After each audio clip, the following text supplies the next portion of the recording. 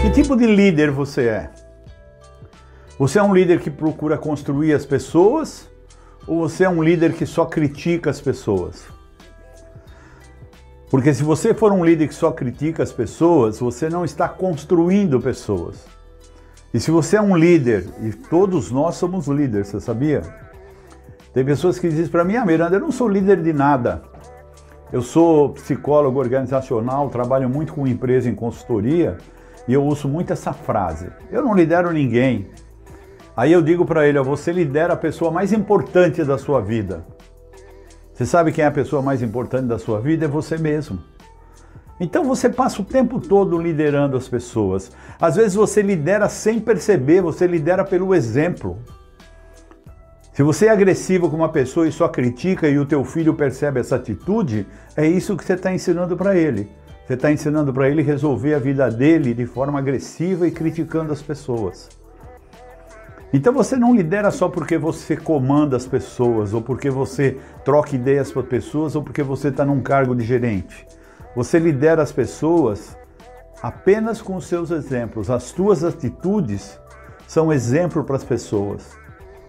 E elas podem fazer, sabe o quê? Copiar o seu mau exemplo. Então, que líder você é? Você procura ajudar as pessoas? Ou você é aquele líder que manda trocar o cara porque ele não sabe fazer as coisas?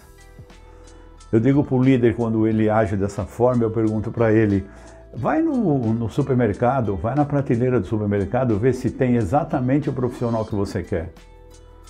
Principalmente empresa pequena, empresa grande ainda tem recursos financeiros para fazer prospecção com empresas de recrutamento, tem um bom projeto de recursos humanos para treinar essa pessoa, saber se essa pessoa vai dar para o cargo, a pessoa passa por um período de treinamento, mas a empresa média e a empresa pequena não tem essa possibilidade. Então ou você ajuda a construir as pessoas ou você vive trocando as pessoas. E sempre com o mesmo argumento, essa pessoa não faz o que eu espero dela. Então a ferramenta feedback serve para isso. No exemplo que eu quero dar aqui para vocês, um caso vivenciado, uma pessoa trabalhava numa empresa e de uma hora para outra pediu as contas. Ele era, por exemplo, programador na área de transporte. E sem programador, ficou os assessores dele, que eram rudimentalmente treinados, porque isso é um problema, né? O cara que é arrogante, que acha que sabe tudo, ele também não ensina ninguém. Então ele foi embora e as pessoas que estavam com ele não estavam preparadas para nem quebrar o galho no lugar dele. E aí, através de um conjunto de forças, se estabeleceu uma pessoa para coordenar o departamento enquanto não se arrumava a pessoa adequada. E aí eu encaminhei essa pessoa para treinar aquelas outras 3 que estavam lá perdidas. Ela treinou bem um, sentiu dificuldade com o outro e sentiu mais dificuldade com o outro.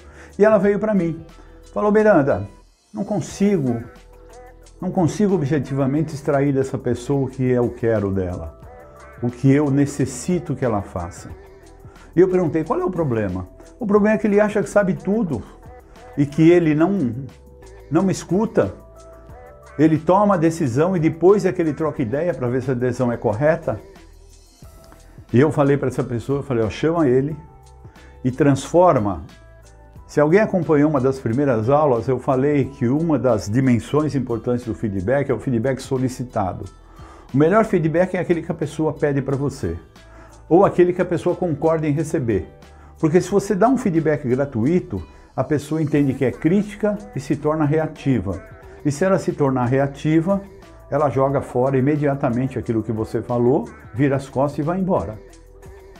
Esse vira as costas e vai embora é um exemplo. Ela pode continuar falando contigo, mas aquilo não tem mais sentido para ela. Então, feito isso, eu falei para essa pessoa, olha, chama ele, pergunta para ele, fulano, você permite que eu fale de alguns comportamentos seus que precisa melhorar para o serviço caminhar melhor?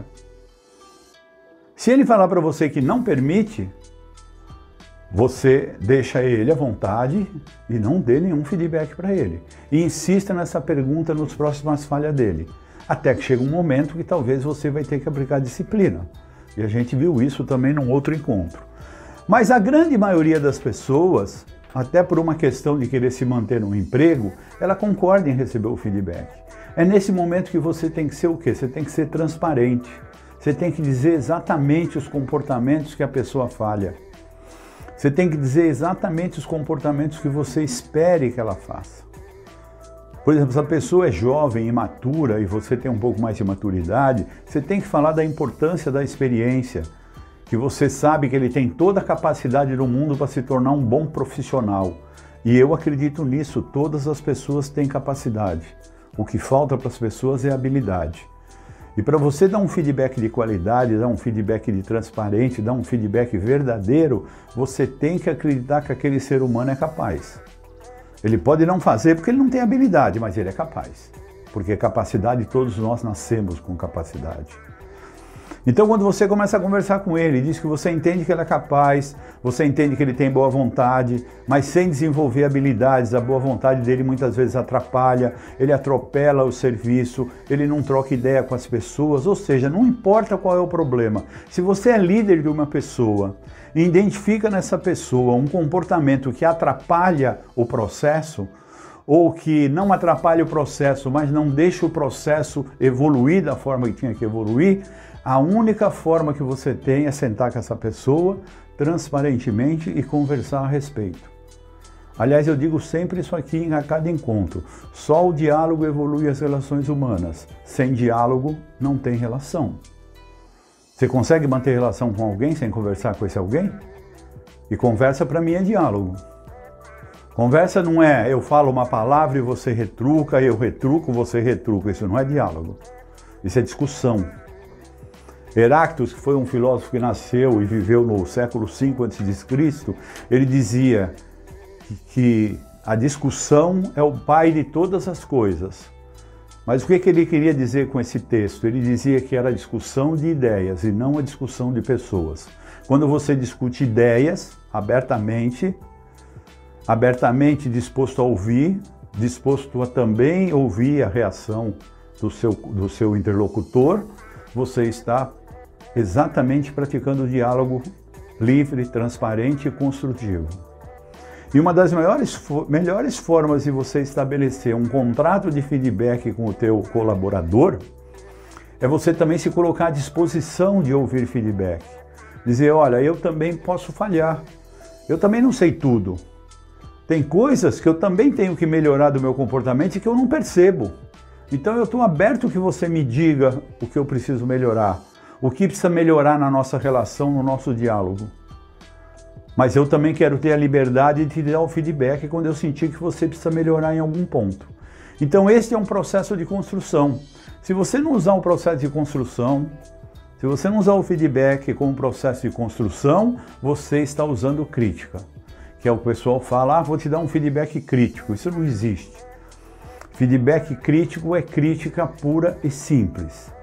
Você pode dar um feedback corretivo, onde você identificou um comportamento que precisa ser mudado ou melhorado, e você vai em cima e diretamente, objetivamente. Você fala claramente o que tem que ser mudado, como tem que ser mudado, o que você espera que a pessoa faça, por que você quer que ela faça e como você se sente em relação ao que ela tem que fazer.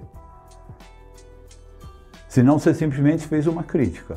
E essa é a diferença entre crítica e feedback corretivo. E o melhor feedback que você pode ter é começar um diálogo de feedback corretivo com uma pessoa, dando um feedback positivo para ela. Você chama a pessoa e diz, Oswaldo, vem aqui. Olha, eu percebo que você é um bom menino, que você é esforçado, que você é voluntarioso. Eu acho que todas essas características da sua personalidade são extremamente positivas para o nosso trabalho. Mas eu queria te dizer uma coisa, que é importante para você evoluir. E eu quero saber se você me dá a liberdade de eu te falar esse aspecto e como você pode melhorar esse comportamento e esse aspecto do seu profissional. Posso te falar? E com certeza ele vai concordar com você E aí você também, com respeito, com transparência, você coloca o que precisa ser mudado. Então é isso aí, você quer construir pessoas, quer ajudar as pessoas a melhorarem, você acredita que o turnover nas empresas, o manda embora contrato, manda embora contrata, é um desperdício de energia e de dinheiro, que as pessoas prontas não estão no supermercado da esquina, você tem que desenvolver a habilidade de construir pessoas. O líder é aquele que explora o potencial das pessoas em benefício de todos. Seja o líder da sua vida, o líder da sua família, o líder da sua empresa, seja um profissional que lidera para construir as pessoas.